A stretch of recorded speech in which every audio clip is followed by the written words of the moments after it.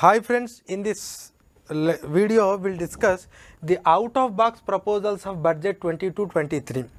That means every budget normally brings some sort of innovative ideas and innovative solutions to the problem that the country is facing or the economy is facing. Likewise, in this budgets also we have brought some out of box solutions. And why you need an out of box solution? Because there are some sectors existing and some solutions are offered, but we wanted to think it in a different way. We wanted to experiment in a different way so that we can solve the problem. With that intention, we have brought this out of box proposals. Now if you are looking into the different proposals in the budget, the first important proposal is the central bank digital currency. Central bank digital currency. This is a new proposal that was made in this budget, like Reserve Bank of India is going to make a policy on the central bank digital currency and they are going to issue. So for central bank digital currency, I have already made a video. It is available in our channel. You can watch it. What is central bank digital currency? What are the advantages? What are the disadvantages? How it is going to help? Why you need central bank digital currency? Why it has necessitated at this point of time? But in a simple term, I want to tell you, like nowadays people are mostly encouraged towards the privately designed currencies. We call it as cryptocurrencies. That is something unwarranted in the economy. And second one is it reduces the cost involved in the management of the currency.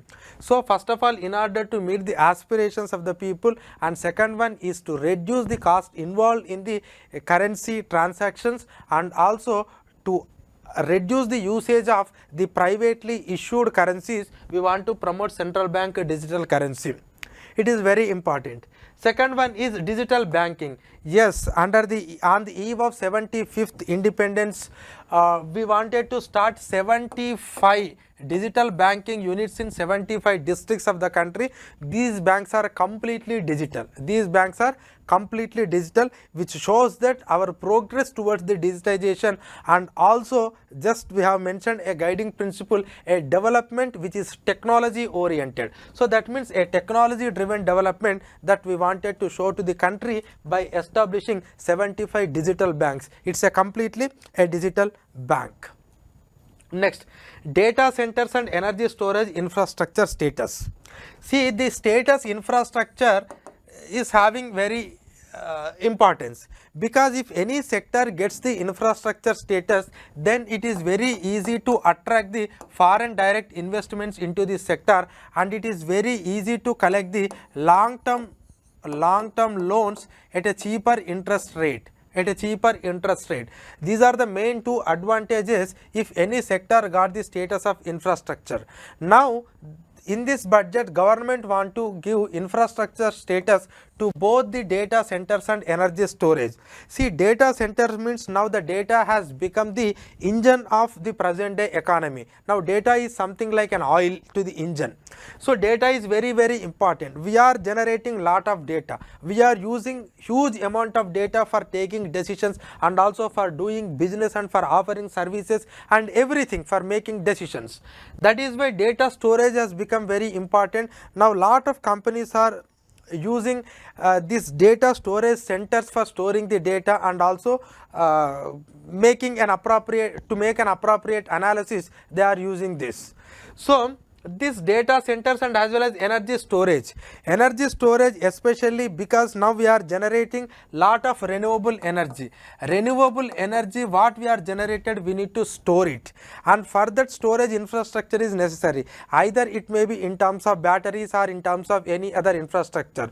So as these two sectors are upcoming sectors, so definitely or certainly we need to attract more and more investments into this sector. That is the reason why these two sectors are given a status of infrastructure status, so that they can attract more investments and as well as they can take long term loans and they can develop it. So that is another important aspect. Next one, International Arbitration Center. See, the arbitration means settling the disputes outside the purview of the judiciary. settling the disputes outside the purview of this judiciary. That doesn't mean that you can settle the dispute in any way you want. No. So you need a credible mechanism to settle the dispute, especially the business related disputes, because if the business related disputes will entering into the judiciary, it takes a lot of time and it involves lot of money, so it is not a business friendly move. That is the reason why arbitration centers are very important. Now internationally we are having a different arbitration centers at various locations, from UK to Singapore to Dubai or UAE to even Geneva to many other countries. So why can't we start an arbitration center in our own country, so that our own business people can settle the disputes, and even we can offer an arbitration services to the other country players also. So in the gift city that was held at Gujarat, we wanted to start an international arbitration center. There was another international arbitration center which was started in Hyderabad, and central government announced that they are going to start another international arbitration center, which is a business friendly move, very important. It will reduce the litigations. Next, accelerated corporate exit. See, this is again very important aspect. See, in ease of doing business, the entry of businessmen is important. At the same time, the exit of the businessman is also important, because for entry you need to take so many permissions. For exit also you need to comply so many laws. You need to pay salaries to the people, you need to meet the whatever the obligations that you have to. So there are, but this exiting has become very tedious process in this country. We wanted to make it simpler. For that exiting, we want to start an IT based system called Center for Processing Accelerate Corporate Exit. Center for Processing Accelerated Corporate Exit. Processing Accelerated Corporate Exit, CPACE. So this is an online mechanism through which we can exit easily from the country, because normally it takes 2 years to exit. At present we wanted to reduce it to 6 months. That means we wanted to reduce accelerated corporated exit, because if you don't allow the exit easily, investor don't invest, because he is investing, but if tomorrow something wrong, and if you wanted to exit, if you don't allow him to exit, and if you want him to comply so many rules and regulations, it is very difficult for the new investors to invest in this country, because they may think that if tomorrow if I want to wind up, it is very difficult to wind up the companies in India. So this is also one of the very good move, an IT based system which is providing for the accelerated exit. So this is one of the out of box proposal. Next one is updated returns. Very important. This is again based on a trust based aspect. See, one of the guiding principle is updated. One of the guiding principle is trust. So what we are going to do under this updated return is, suppose if any person has filed a return in this financial year, that means income tax return or any corporate tax return, if they filed, but tomorrow during the searches or tomorrow because of one of the other operations of the government, if they find out that you haven't paid full amount of tax or you haven't disclosed full amount of your income, then you will be considered as some sort of criminal, because you have done a criminal activity. You haven't disclosed your income properly. So that is something, a crime in this country. But for that you need to pay penalty and everything. And apart from penalty and others, you may be harassed by the IT people.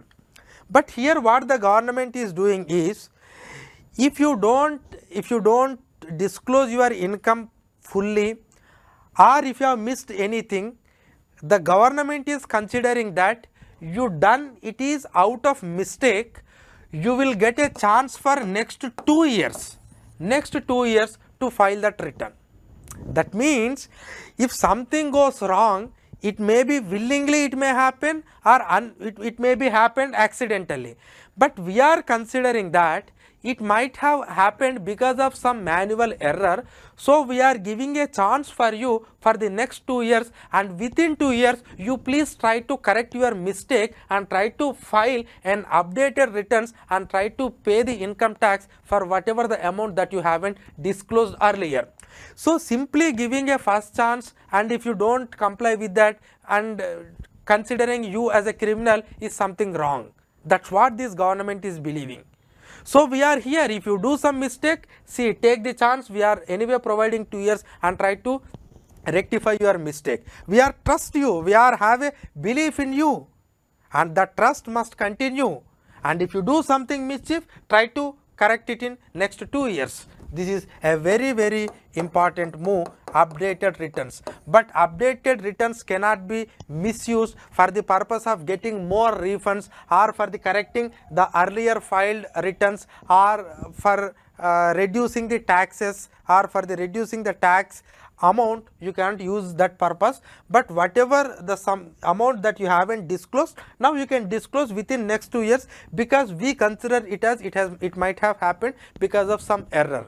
Very important move, updated returns, a business friendly move, a trust based administration or a governance move.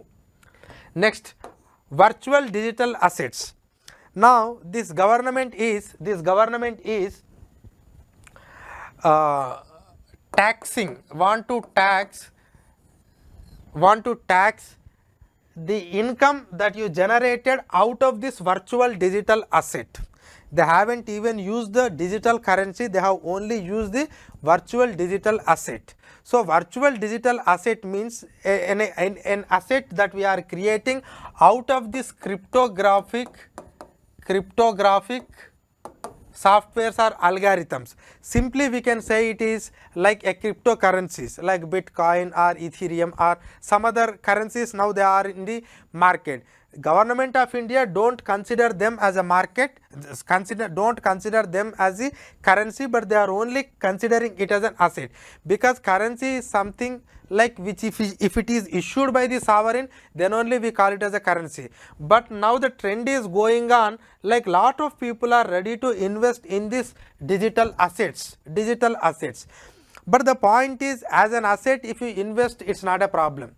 But if you consider it as a currency, if this transaction has increases, if suddenly something goes wrong when there is no regulator to regulate this, then it creates lot of problem in the economy, and also it may create parallel economy, it can be misused. There was a specific lecture that I have recorded on this virtual digital currencies or assets. You can watch it, it is available in our Amrita channel.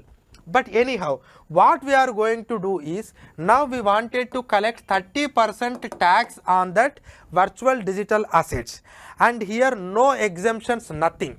You can't take any exemption. Like suppose I will give an example. Suppose if your income is 5 lakh, you can take some exemptions. Exemptions in the sense, suppose if you spend some amount of money on life insurance, if you spend some money on taking loan for affordable housing, likewise you can deduct that amount of money for the purpose of taxation.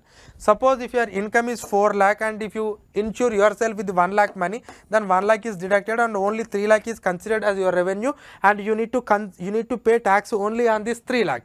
Likewise, there are no deductions available to this amount of money while you are taxing the virtual digital asset, except the cost involved in the acquisition. That means I spend 1 lakh to acquire this virtual digital asset, but now I earn 10 lakh. That means on 9 lakh rupees you have to pay 30% of the tax. 30% of the tax, no exemptions, nothing. No exemptions, nothing. But suppose if you get any loss, that means I purchased it for 1 lakh, but now I sold only about 20,000. Now there is an 80,000 loss for me. I cannot compensate this loss with any of my other income. Suppose in another area I got a profit of, just assume 2 lakh. Now I can't compensate like, okay, 2 lakh minus 80,000, now only 1.2 lakh. So I will pay only tax to 1.2 lakh. This is not possible. So this loss cannot be offset anywhere, and moreover no other exemptions to this income. So you have to pay flat 30%. And one more thing is, you can give it as a gift to anybody. gift to anybody, but if you give it as a gift, then it will be taxed in the hands of the recipient, and there will be a TDS, tax deduction source, for this transaction, because we wanted to track that transaction. And the entire philosophy behind this entire virtual digital asset is, the virtual digital asset may create some problem, but the technology involved behind this virtual digital asset is very, very important. If we completely ban it, then may we lose the advantage of that technology involved in that. But here the government has shown something like, we don't want to ban the virtual digital currency. That doesn't mean that virtual currency is completely accepted by the government. The government argument is that I can tax any amount of money which you can generate through legal means or illegal means. If it is an illegal mean, that doesn't mean that you should not collect money out of that. Even for the illegal activity you will be prosecuted, but on the amount of money you generated from the illegal activity, I can tax. So the government, what they are saying is, I am not accepting it as a full asset in this country, but I want to tax it at 30%. I will regulate it in an appropriate manner.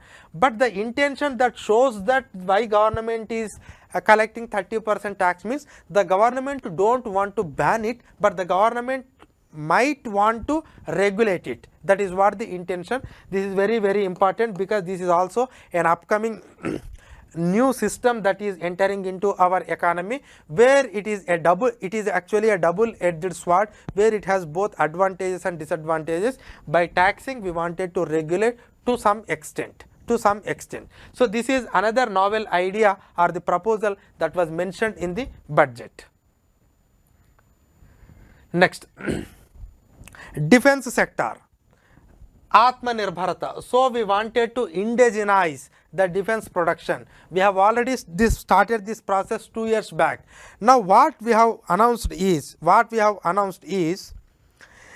every year for the defense there is a defense procurement budget. That means in the defense, apart from your salaries, pensions and regular revenue expenditure, there is a procurement budget. So how much you want to procure?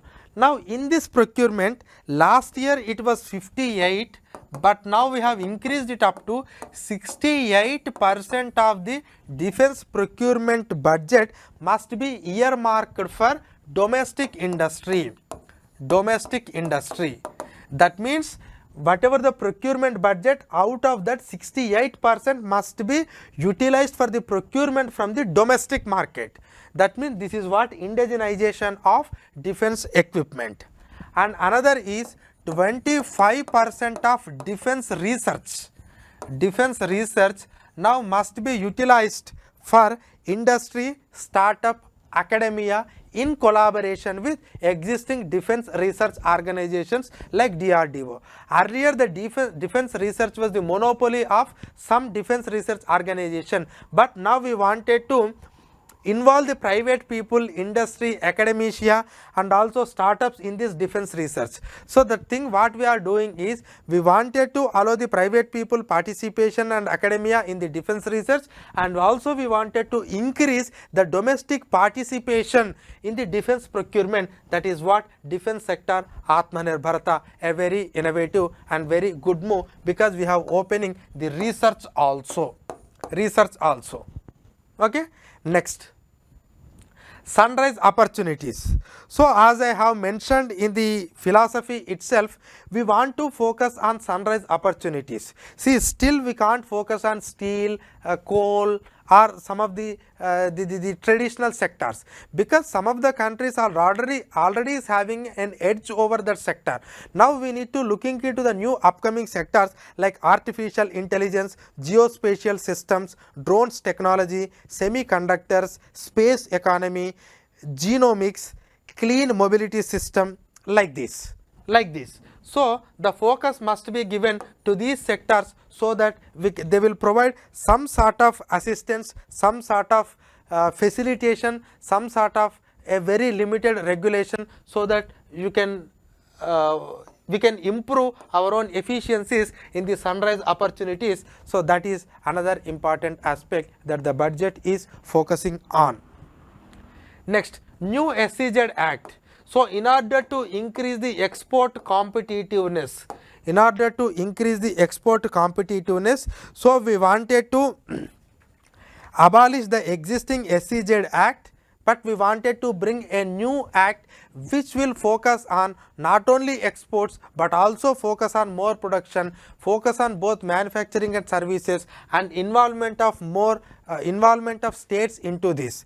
If you want a number, I will give. Now, out of 425 sanctioned SEZs, presently 268 are operating. Till today, this SEZs are able to attract 6.28 lakh crore of investment, and it has able to create 25.6 lakh of employment. But in order to promote more exports, we wanted to abolish the existing SEZ Act. We wanted to bring a new SEZ Act which will accommodate the changing parameters or the changing conditions of the global and as well as domestic economy. So that is another innovative idea. Next one is river linking project. So the river linking project was always been in discussion, but this time they have presented it in the budget, and in that they have allocated some amount of money to this Ken-Betwa link. It is very important. Just go and study this Ken-Betwa link. They have announced it is from linking Madhya Pradesh to Uttarakhand. Madhya Pradesh to Uttarakhand, it will provide some sort of drinking and irrigation water to the people of the Uttar Pradesh. So this, but apart from that, they have announced about the 4 different links. One is the Daman Ganga Pinjal link. Just a minute, I'll.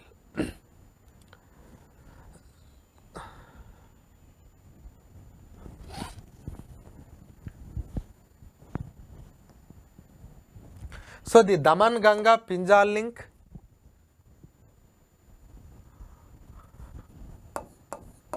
Daman Ganga Pinjal link. See, the Daman Ganga Pinjal link is to connect the Daman Ganga river with the Pinjal river in order to supply water to the Mumbai. So it is between the Maharashtra, it is between Gujarat and Maharashtra. Second one is the Par, Tapi, Narmada. So they are going to link Par river, Tapi river, Narmada river. Again, it is between Maharashtra and Gujarat to supply the water to the drought prone, the Kutch Saurashtra region.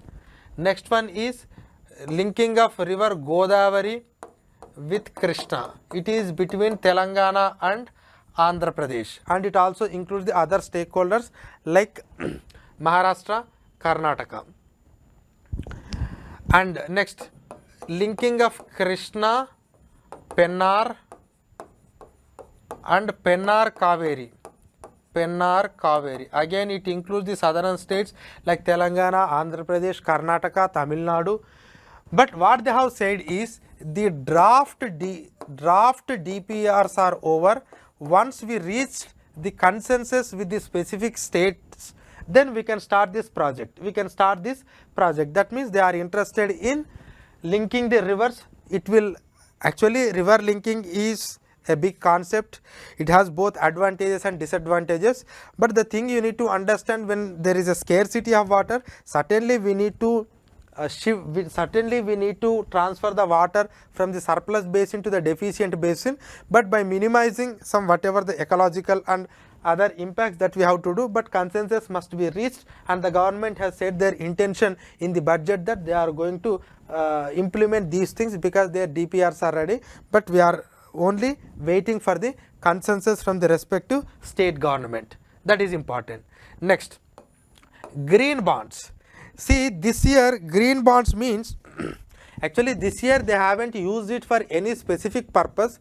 As a part of entire loan process of the government, they are issuing these green bonds, but in the coming years they will issue the green bonds, and those who want to invest in the green technologies or green investments, they can invest. This is a very good move, and in the upcoming upcoming years, definitely we can expect a huge response to these green bonds. But the point here is, when the people are ready to invest in green technology, there must be some sort of incentives, then only people get attracted. But in this financial year, we don't issue a specific green bonds for the specific project, but as a part of the entire loans or the entire loan component of the government, they will collect some amount of the loan through this green bonds,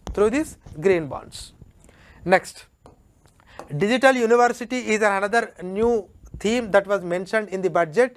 So now under this digital university, we wanted to develop the content in different languages, and it will be established to provide access to the students across the country for the world class quality universal education. And it will be built with the help of all the premier institutions and both universities and other educational institutions in a hub and spoke model. That means one model, one thing, and the other supplementary branches by using this by taking the assistance from the different premier institutes, universities will collaborate with this, and we will develop the content, and this we are going to start. This is going to help many people, because the quality of education in this country is high only in some of the institutes, but in rest of the institutes it is a very question mark, because they are unable to maintain the standard properly.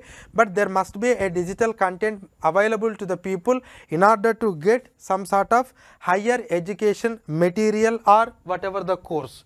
So this they are going to start a digital university. Again, the another important is, in order to provide under the drone Gati Shakti, they are going to provide some sort of assistance to the startups. So what is this drone Gati Shakti? Under the drone Gati Shakti, actually usage of the drones is very important for the economy. But these drones have lot of advantages in different sectors, because recently government of India has announced its own drone policy. Geospatial data is liberalized. Now even when it comes to the red zone and the yellow zone aspects of the drones have also reduced. Now the point is, even we have started PLI schemes in drone manufacturing. The point is, the policies with respect to the drones are relaxed, the drone manufacturing is increasing. Now we need to promote the drones for the commercial purpose, in the sense there are some services which you can deliver through the drones. Now we need to commercialize that, and for that we need to promote the startups. So the startups will be promoted to facilitate the drone Shakti through a varied applications and a drone as a service. So drone can also be a service, and how a drones can be service. Likewise, if anyone is offering any service by starting a company, we are ready here to provide that solution. We are ready to provide some sort of assistance, so that we can provide some sort of services to these drones. So now in the upcoming years, the drones are going to be participated in various service delivery operations. So for that we are promoting the startups. So this is another important novel idea. So these 14 ideas are the out of box proposals, or the novel proposals that they are mentioned in this budget, and every proposal is aimed at, again, a sustainable growth and bringing investments, leading to inclusive growth and helping a country in a sustainable manner. So under the guiding principle, we have started a new models, so that we can improve ourselves, and these 14 novel models are very important even for the exam also. You may get any idea on this, you may get any question on this, any of the novel idea or out of box proposal. Okay. Amrita IAS Academy.